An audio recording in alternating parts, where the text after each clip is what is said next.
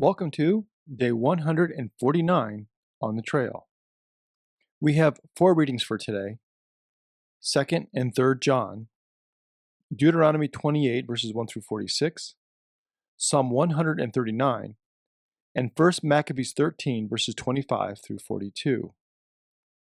Today in Deuteronomy 28, we find the traditional blessings and curses part of the covenant structure.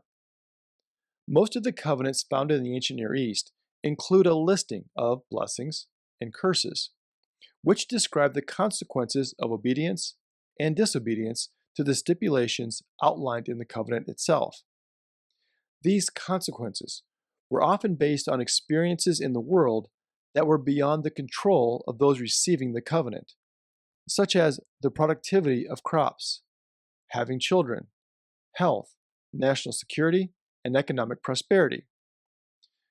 Now, central to this section of Deuteronomy 28, we find 6 parallel sets of blessings and curses. We begin with the blessings found in verses 2 through 6. All these blessings shall come upon you and overtake you, if you obey the Lord your God. Blessed shall you be in the city, and blessed shall you be in the field. Blessed shall be the fruit of your womb, the fruit of your ground, and the fruit of your livestock, both the increase of your cattle and the issue of your flock.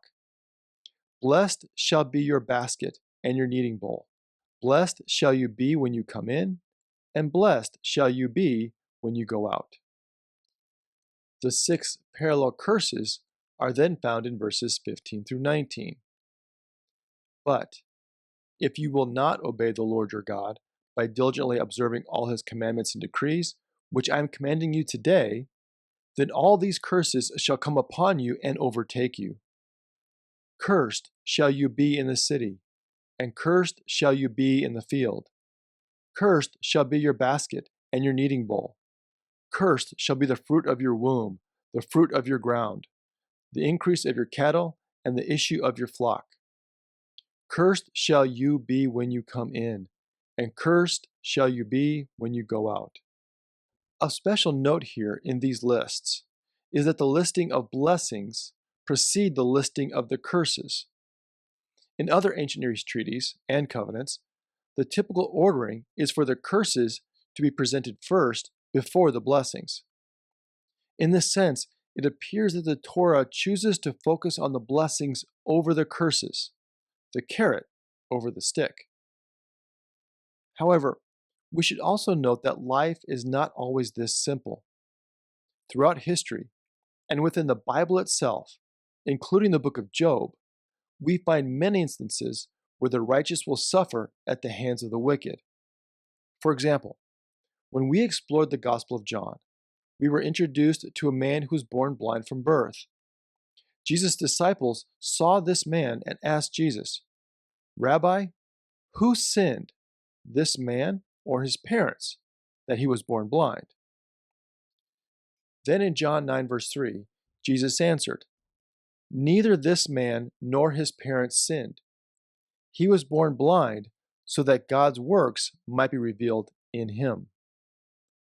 Also, in Psalm 73, which we explored on day 69, we heard the frustration of the psalmist over the prosperity achieved by the wicked and the suffering of the innocent.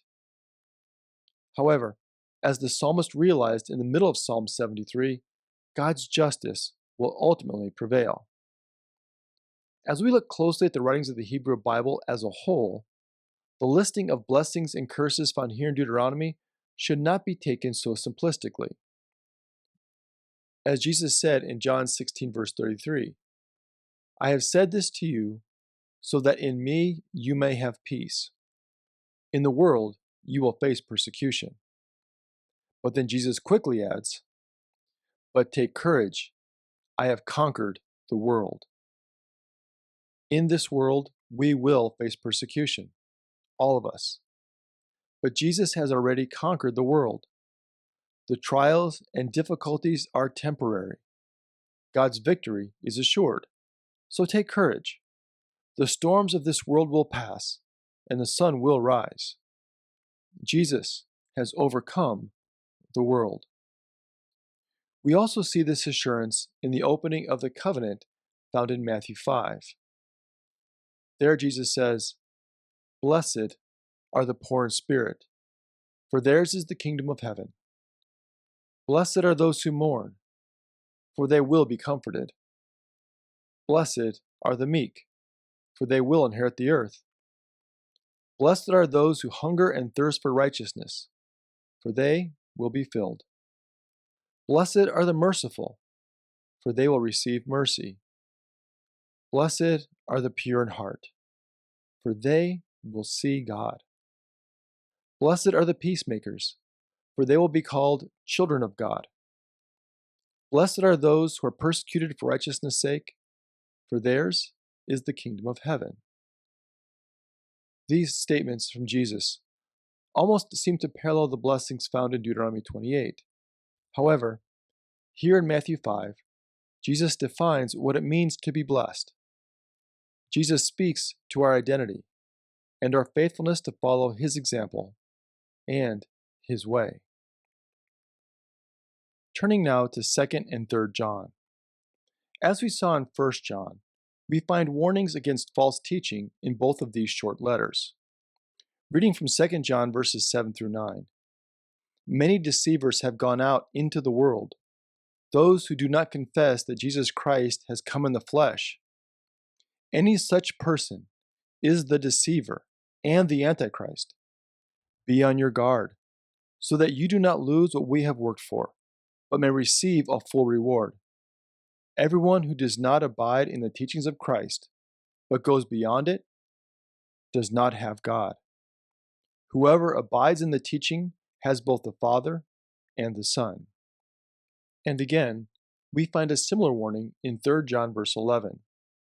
Beloved, do not imitate what is evil, but imitate what is good. Whoever does good is from God. Whoever does evil has not seen God. Together, we find in these texts a similar warning from Jesus in the Gospel of Matthew. In Matthew 7, beginning in verse 15, "Beware of false prophets, who come to you in sheep's clothing, but inwardly are ravenous wolves. You will know them by their fruits. Are grapes gathered from thorns, or figs from thistles? In the same way, every good tree bears good fruit, but the bad tree bears bad fruit. A good tree cannot bear bad fruit, nor can a bad tree bear good fruit. Every tree that does not bear good fruit is cut down and thrown into the fire. Thus you will know them by their fruits." While in 1st, 2nd, and 3rd John, we do not know the extent of the false teaching by the deceivers who are dividing the church, the seriousness of their interactions with members of the community were serious enough for the author to reject them from the community. Also, once again we see a relationship between what is taught or believed, orthodoxy, and the fruit of that belief, orthopraxy. As Jesus taught, we will experience false prophets and teachers. Therefore, we must always be vigilant to guard what we have been taught and never watchful of the fruit that these false teachers produce. For we will know what they believe by what they do. And the same is true for us as well. Thank you for joining us today. Until next time, stay on the trail.